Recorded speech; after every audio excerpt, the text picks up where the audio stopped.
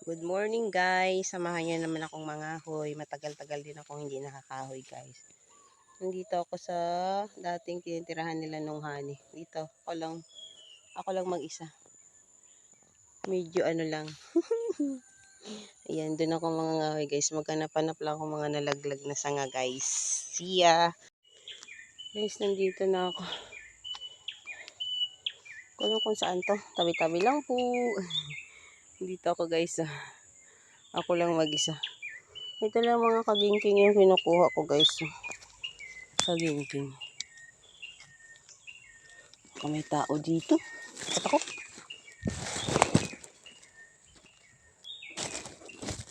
Ito guys.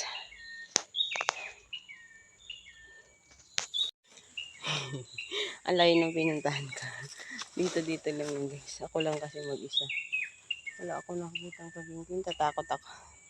Ako may sawa dito. Guys. Babalik na siguro ako guys. Takot ako eh. Ito oh. Ito. Yung mga to. Ito. Kahoy din to guys. No? Hindi lang ako dun.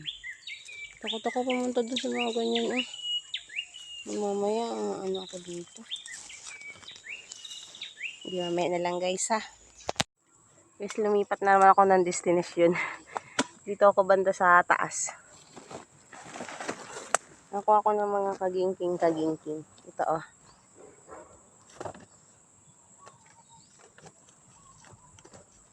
Ako ng malalaking kahoy, mabigat kasi dalhin. Ito na lang.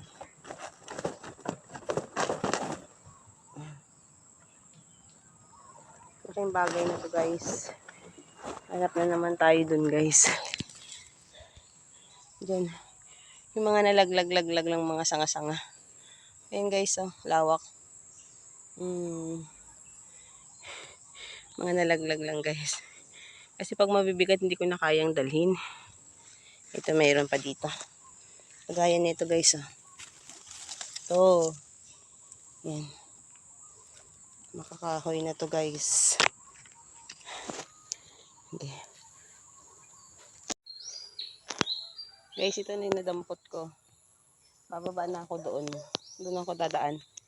Doon yun pababa kay Tito Itik. Diba, nandito ako. Doon ako sa kabila kanina dumaan.